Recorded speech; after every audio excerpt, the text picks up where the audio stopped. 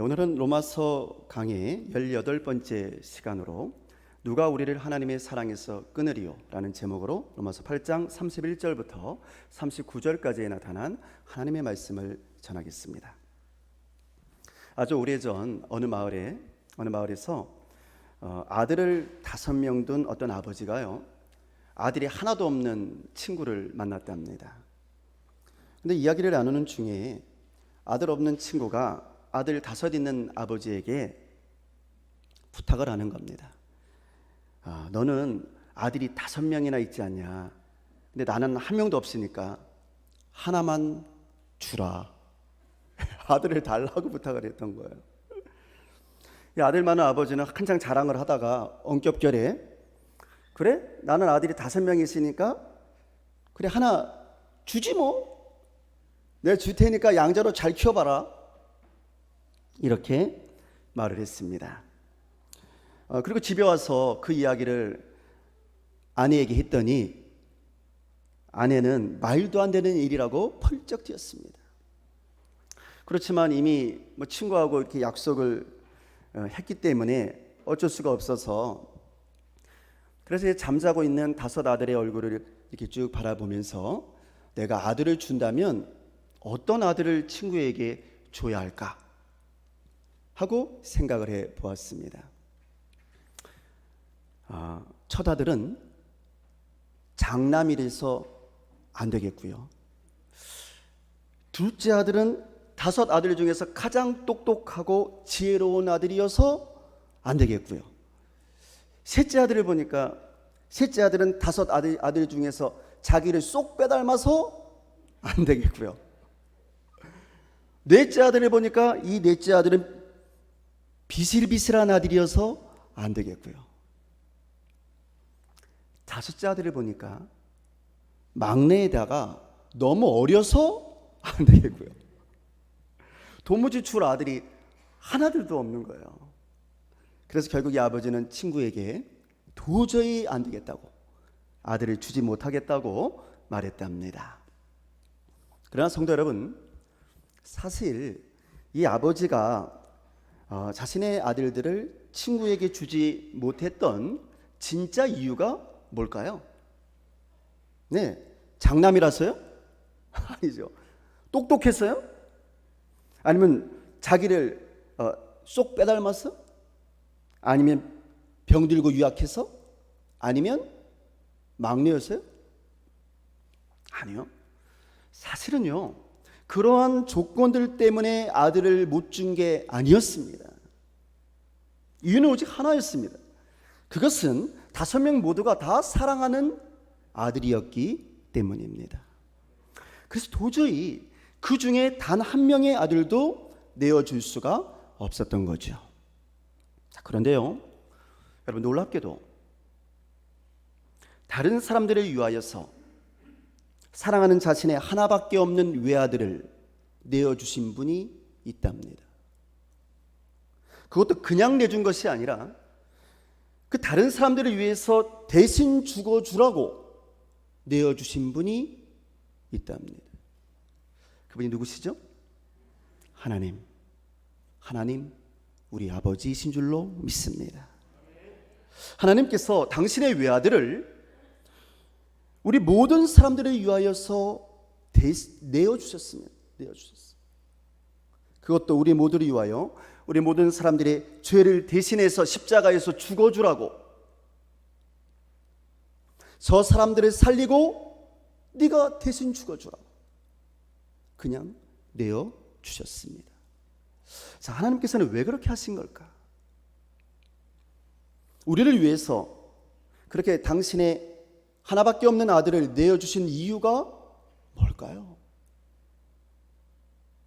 이유는 오직 하나입니다.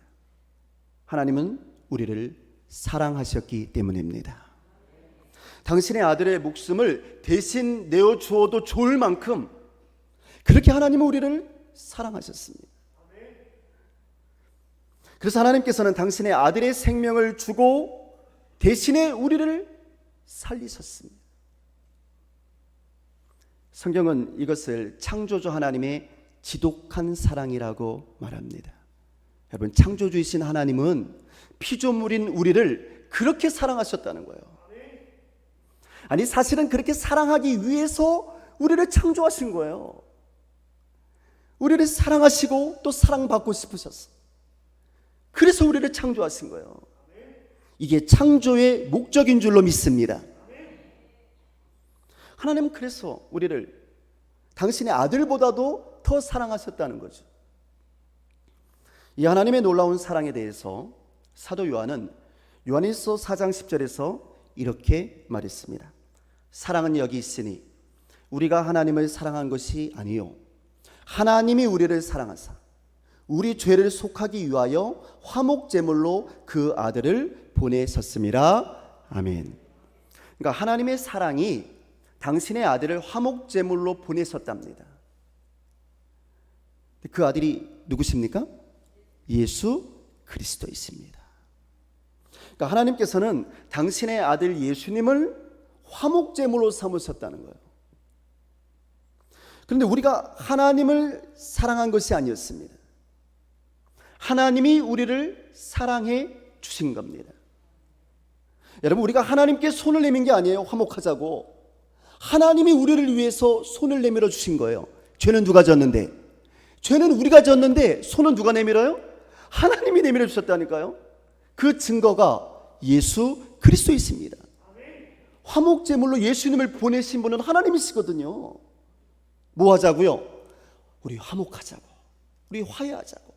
죄는 우리가 졌음에도 손은 하나님께서 내밀어 주신 줄로 믿습니다. 이렇게 하나님이 우리를 사랑해 주신 거예요. 여러분, 우리는 하나님을 사랑하지도 못했는데, 아니, 하나님이 계신 것조차도 믿지 않았는데, 그런데도 하나님은 우리를 사랑해 주셨습니다. 그래서 우리를 위해 화목제물로 아들을 보내주셨고, 우리의 죄를 용서해 주시기 위해서, 우리를 구원하시기 위해서 아들을 십자가에서 희생시키신 줄로 믿습니다. 자, 그렇다면 여러분, 당신의 아들을, 그 소중한 아들을요, 이렇게 화목제물로, 이렇게 희생제물로까지 삼아주신, 우리를 그렇게 사랑하시는 하나님께서요, 여러분, 우리를 멸망 가운데 죽도록 그냥 내버려 두시겠습니까? 사랑하는 아들을, 당신의 외아들을 우리를 구원하시기 위해서 십자가에서 죽게 하신 그 하나님께서, 그렇게 우리를 사랑하신 하나님께서 우리를 지옥의 불구덩이에 쳐 넣으시겠습니까?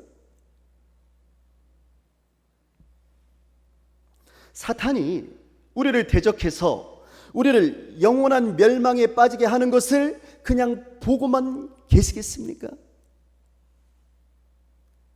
아니요, 절대로 그럴 수 없어요.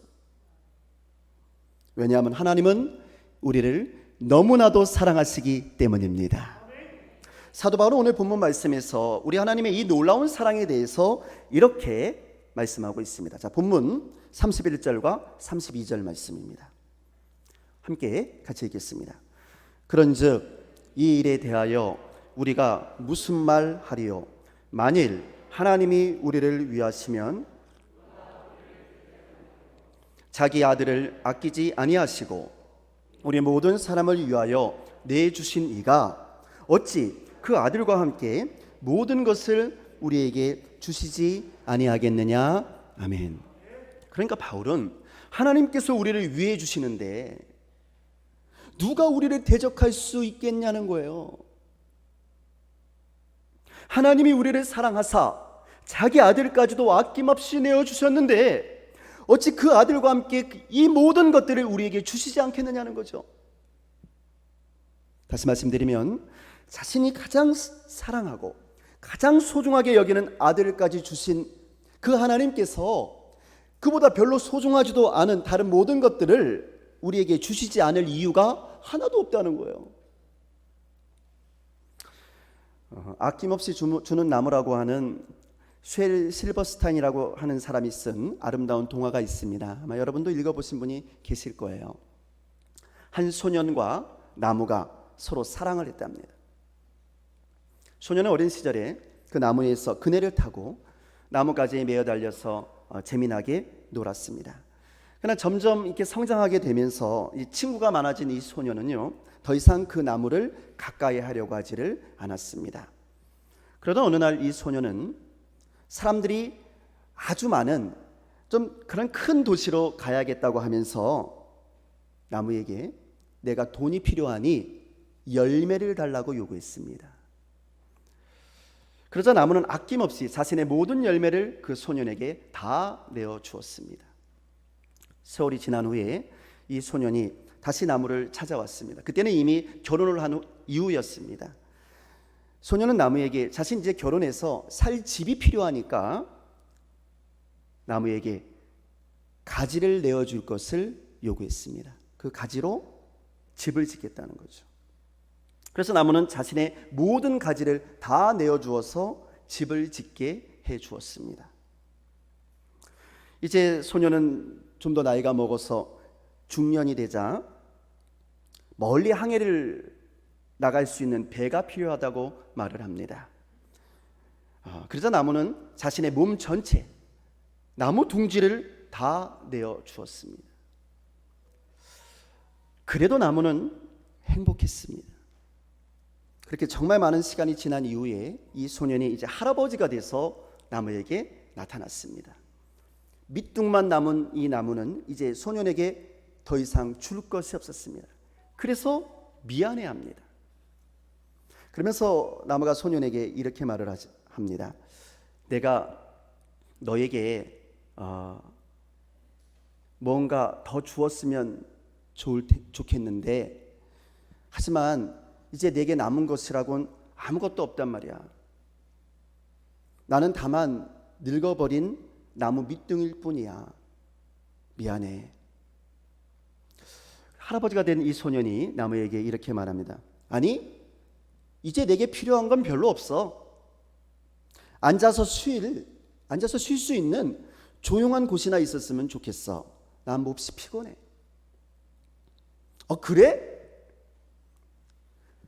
나무는 안간힘을 다해서 자신의 굽은 몸뚱이를 펴면서 이렇게 말했습니다. 그러면 얘야, 이리로 와서 내 위에 앉으렴. 앉아서 편히 쉬도록 해. 앉아서 쉬기에는 늙은 나무 밑둥이 그만이야. 소녀는 나무 밑둥에 앉았습니다. 그러자 나무는 이 소년의 이 늙은 몸을 태우고서는 더없이 행복해 했다고 합니다. 성도 여러분, 저는 오늘 말씀을 연구하고 또 묵상하면서 우리 하나님의 사랑이 바로 이 아낌없이 주는 나무와 같지 않을까 생각해 보았습니다. 자신이 가지고 있는 모든 것을 다 주시고도 모자라서 사랑하는 아들까지 내어주신 우리 하나님의 사랑은 정말 아낌없이 주는 사랑이었습니다. 그 사랑에는요, 어떠한 조건도 없었어요. 내가 너에게 이만큼 해줬으니까 너도 나에게 이만큼 해줘 라고 하는 조건이 없었어요. 그저 우리들이 잘되기만을 바라는 그런 사랑이었습니다. 우리가 멸망하지 아니하고 우리가 구원을 얻고 우리가 영생을 얻게 되기를 바라는 그런 우리네 아버지의 사랑이었습니다. 성도 여러분, 우리 하나님께서 우리를 이렇게까지 사랑하시는데요, 하나님이 사랑하시는 하나님의 사람들인 저와 여러분을 고발하고 정죄할 수 있는 자가 누가 있겠습니까? 이 말씀이 오늘 본문 33절과 34절의 말씀입니다. 우리 말씀을 잘 생각하면서요, 우리 함께 같이 읽겠습니다. 누가 능히 하나님께서 택하신 자들을 고발하리요? 누가 정죄하리요? 죽으실 뿐 아니라 다시 살아나신 이는 그리스도 예수시니 그는 하나님 우편에 계신 자요 우리를 위하여 간구하시는 자시니라. 아멘. 그렇습니다. 우리를 택하셔서 하나님의 자녀로 삼아주신 분은 하나님이신 줄로 믿습니다. 그러니 누가 감히 우리를 정죄할 수 있겠습니까? 하나님이 우리를 택하셔서 하나님이 우리를 당신의 자녀로 삼아주셨는데 누가 우리를 정죄할 수 있으리요? 우리를 위하여 십자가에 달려 죽으셨다가 다시 살아나신 이가 바로 하나님의 아들 예수님이십니다. 하나님의 아들이 우리를 위해서 대신 죽어주셨습니다. 우리가 받아야 할 형벌을 하나님의 아들 예수님께서 대신 다 받아주셨거든요. 그러니 누가 우리를 죄인이라고 정죄하며 누가 감히 우리를 지옥불에 들어갈 것이라고 고발할 수가 있겠습니까?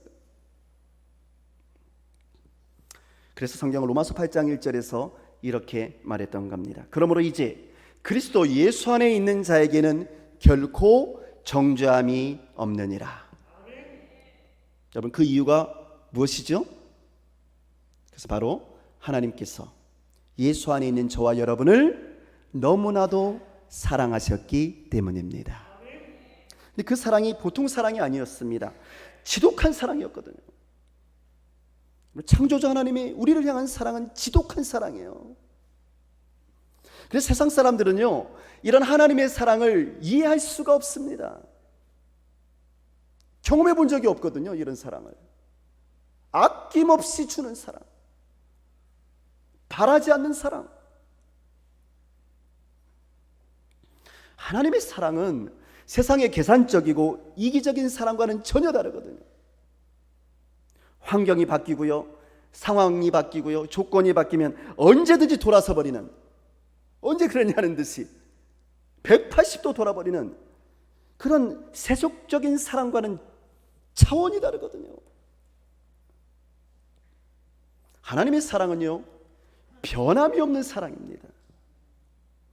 우리가 부유한 자리에 처하든지 가난한 자리에 처하든지, 우리가 건강할 때든지 건강하지 못할 때든지, 우리가 젊어서든지 아니면 나이 들어서 거동이 불편하든지, 우리를 향한 우리 하나님 아버지의 사랑은 변함이 없는 줄로 믿습니다. 그래서 사도 바울은 우리 하나님의 사랑의 위대함을 이렇게 표현했습니다. 오늘 본문 35절 36절의 말씀입니다. 같이 읽겠습니다. 누가 우리를 그리스도의 사랑에서 끊으리요? 환난이나 곤고나 박해나 기근이나 적신이나 위험이나 칼이랴.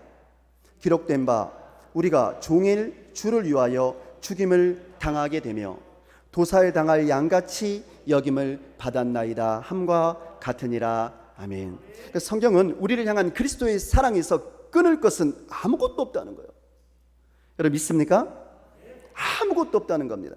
그래서 사도 바울은 우리 하나님의 이 위대한 사랑 때문에 어떠한 환난과 곤고와 박해와 기근과 적신과 위험과 칼의 위협이 내게 닥쳐온다 할지라도 나는 기꺼이 견뎌내고 참아내겠다는 것이에요.